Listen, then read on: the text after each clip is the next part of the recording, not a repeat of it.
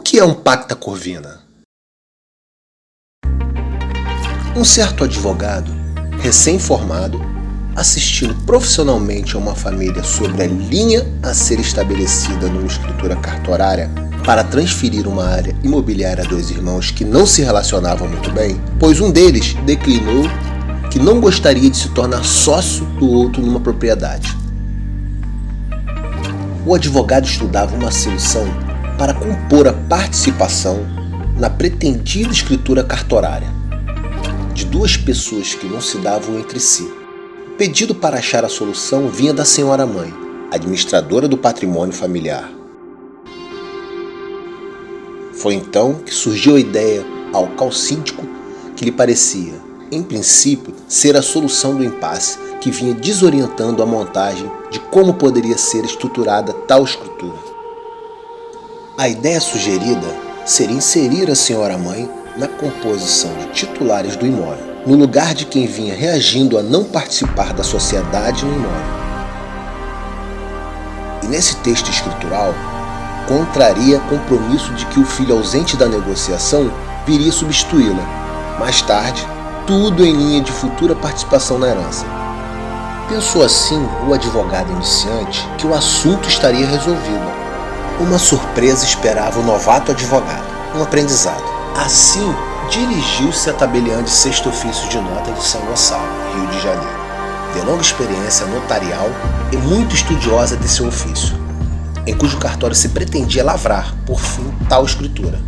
Informou-lhe que os familiares aceitavam a solução achada e que, a seu ver, solucionaria o impasse. Após ler o texto da solução proposta pelo jovem advogado, a tabeliã sacramentou sua análise e afirmou: infelizmente, doutor, na forma de pactuação para concessão de futura herança, não é possível fazer constar no processo de escritura cartorária, porque a lei proíbe.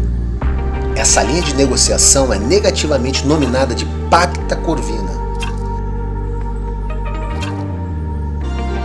que é vedada no Código Civil em seu artigo 426, que declara que não pode ser objeto de contrato a herança de pessoa viva. O jovem advogado ficou perplexo, pois desconhecia o pacta corvina, rejeitado pelo nosso sistema jurídico. E já no seu escritório, se pôs a pesquisar o instituto e aprendeu um pouco mais sobre seu ofício advocatício, cujo universo de expressões próprias do âmbito jurídico é imenso. O pacta corvina, também chamado de pacto sucessório, é quando as partes negociantes firmam equivocadamente acordo, cujo objetivo é estabelecer uma concessão antecipada de herança sucessória para atender pessoas vivas. Origem desse estranho nome. Trata-se de uma expressão latina, cujo significado vem, por analogia, ao corvo. Pacta é palavra latina, masculina, o mesmo que acordo ou aceitação. Corvina vem de corvo, em razão desse pássaro ter por hábito alimentar-se de vísceras de outros animais. A tradição diz que desejar a herança, patrimônio, de quem ainda está vivo, traduz na crença popular sentido de mau agouro. Observa-se que, como outro caminho, a partilha em vida é permitida, no artigo 2018 do Código Civil, mas a pacta corvina é vedado por lei, artigo 426 do Código Civil. A sucessão hereditária, legítima e natural, é definida também no Código Civil e se baseia na suposta ou presumida vontade do falecido dono do bem ou bens de passar em vida em linha de herança, porém é permitida somente por outro caminho, como doação. As razões da proibição da pacta corvina. Por quê? Primeira razão, é de cunho moral e por ser classificada também pela votum aliquor mortis, que quer dizer efeitos após a morte daquele que tem o bem, pois estabelece aí não ser possível transferir herança de pessoa viva, pois só haverá efeito de sucessão patrimonial depois da morte daquele que tem o bem ou bens a transferir. A analogia se faz com os corvos, que se alimentam de restos mortais, e é por linha comparativa a proibição do Código Civil, em seu artigo 426. Segunda razão. Teme-se possível pressão que possa envolver o futuro herdeiro, para o qual se estabeleça escrituralmente promessa em vida de transferência de algum bem. Torna-se presumível, em caso de beneficiário, antes de se configurar oficial titular de herança de um concedente ainda vivo. E pode ser o mesmo tentado a negociar o bem, que ainda não é seu juridicamente, em caso de situação de debilidade financeira momentânea, o que pode vir a gerar um imbróglio hereditário. Terceira razão de natureza jurídica. Não é herança de pessoa viva, como define o Código Civil. Uma herança se fulcra na pressuposição de um fato jurídico, ou seja, a morte. Se o dono está vivo, a herança não existe. A saída para casos assim é a doação, artigo 538 do Código Civil. Assim, o que se tem, em verdade, juridicamente, é a impossibilidade de se prometer aquilo que não é permitido pela lei. Releia-se o artigo 426 do Código Civil. Mas o titular do bem poderá, para não cair no pacta corvina, utilizar-se da partilha, via testamento, embora o artigo 549 do Código Civil faça uma pequena ressalva. Poderá ser nula a doação somente quando a parte que vier a exceder a que o doador, no momento da liberalidade, poderia dispor de forma testamentária. Portanto, observa-se, assim, que também a liberdade de testamentar é limitada na forma de lei, como se disse. O mesmo ocorre quando as doações, tema que se atrela à mesma regra do testamento, artigo 1864 do Código Civil. Doação inoficiosa é o nome dado ao que excede a parte disponível do doador, quando este tem herdeiros necessários, o que pode prejudicar na distribuição dos bens, o que se chama de sucessão alegítima. Assim, a doação de bens, se houver excessos, a doação será passiva de nulidade, e nesse caso tem o nome de doação inoficiosa, sendo também proibida por lei, artigo 549 do Código Civil. Isto porque, na circunstância de haver doação para um só filho, tendo este irmãos, a anulação incidirá. Por conseguinte, a liberdade de testamentar é restrita quando existirem herdeiros necessários, o mesmo se aplicando às doações. Pacto sucessório, doação ou transferência de bem, baseado em lege ferenda, deve ser observado. A expressão lege ferenda é latina e significa uma lei que não foi editada ou está aguardando aprovação no Congresso Nacional, ou não publicada na imprensa oficial. Assim, é necessário atentar-se para a transferência de bem ou doação fulcrando-se em lege ferenda. Patrimônio moral, a verdadeira herança a ser transferida. A eminente articulista jurídica Gisele Nascimento observa que a experiência tem mostrado que a melhor herança que os pais podem deixar para os filhos é o patrimônio moral, consistente em valores de dignidade, de respeito às variadas formas de vida no planeta, de solidariedade e ética no convívio social. E esta articulista cita a conhecida passagem bíblica, onde se pode ter uma visão do pacta corvina. Na Bíblia, o pacta corvina. Parábola do filho pródigo.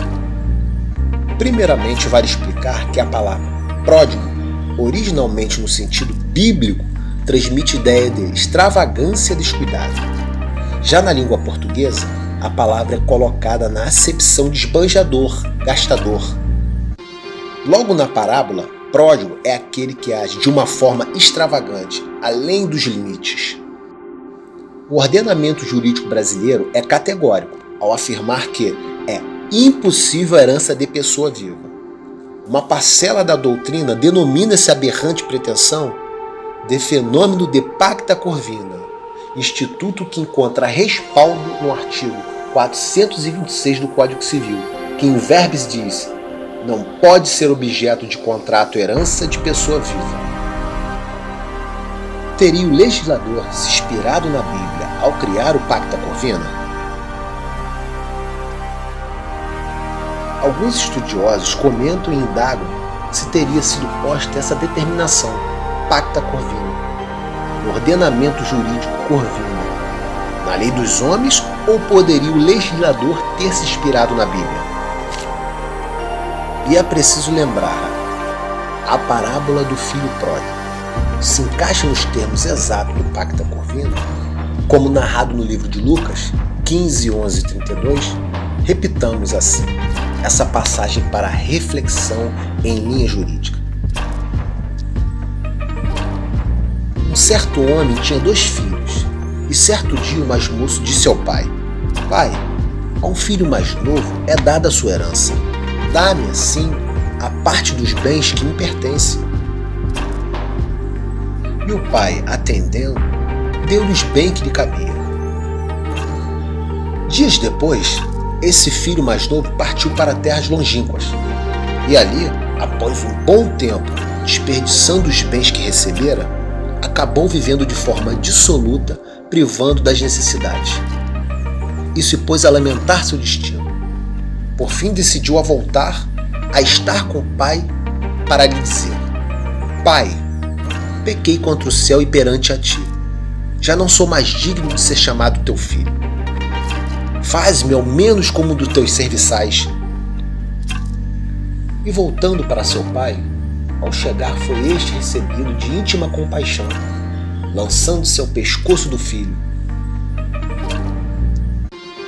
O pai, ouvindo o arrependimento do filho, disse aos seus servos: Trazei depressa a melhor roupa, e vestilho, e pondo-lhe um anel na mão e novas alparcas nos pés.